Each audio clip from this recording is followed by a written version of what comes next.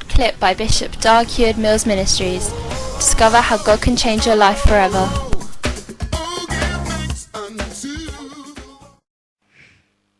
Let no one imagine that there is any romance in missionary work.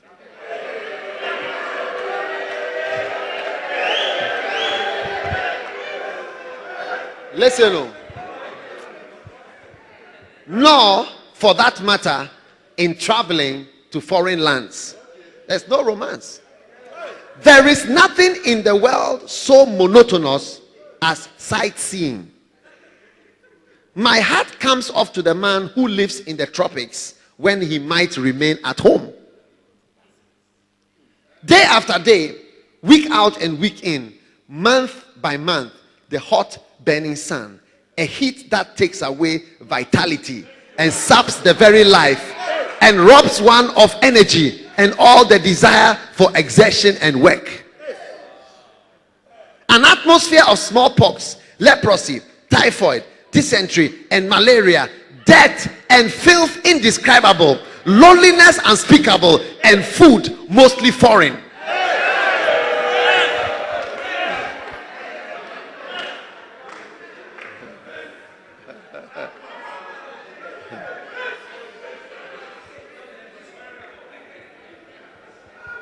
Nobody should think that missionary work is a joke.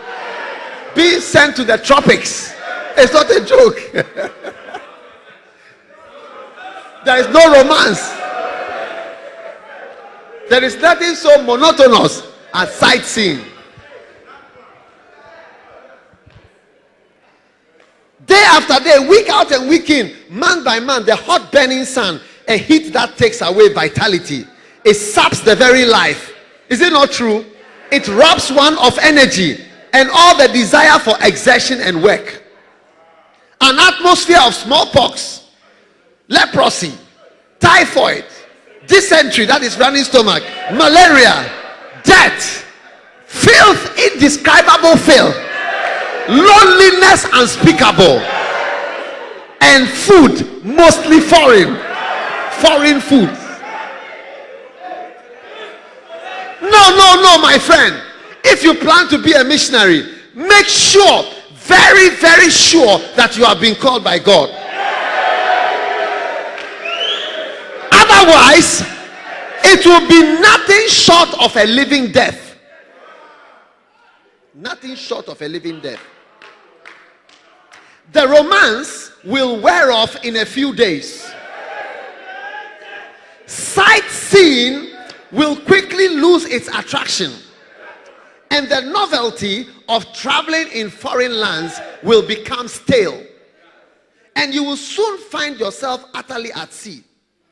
Discouragement, disappointment will be your portion, and death will be preferable to life.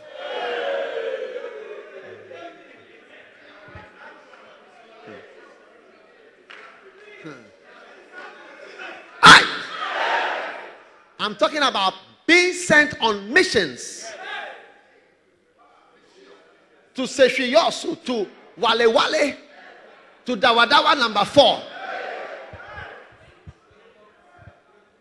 Oh, how you will long for a change of climate, for the frost and the snow, the spring and the fall, showers of refreshing rain, instead of the endless monotony of the tropics.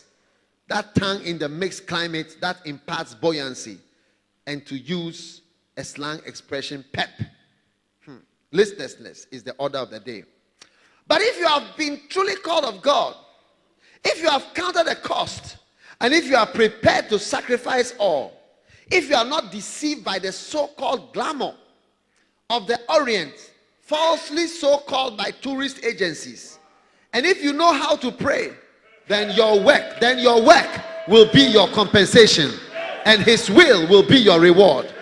You will be satisfied, fully and completely satisfied, for you will realize that you have obeyed his voice and that all is well. In divine guidance, we walk by faith and not by sight. We only take one step at a time. In fact, we see only one step at a time.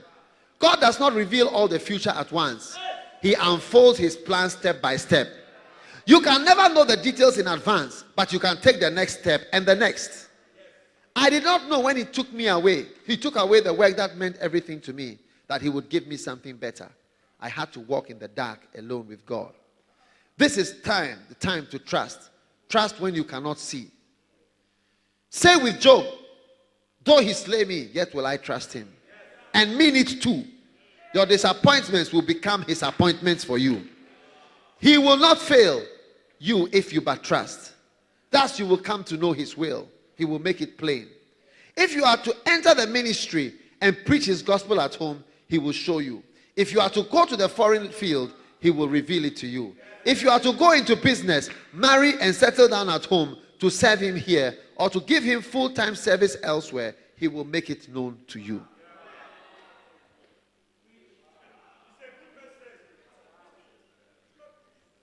It was in Riga, one of the great seaports of the Russian Empire.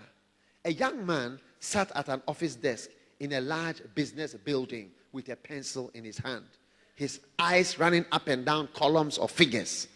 That afternoon shadows were lengthening and the day's work was drawing to a close. The young man was worried. The expression on his face betrayed the fact that something of an unusual nature was bothering him. For some reason, the figures, the calculations he was doing, refused to total correctly.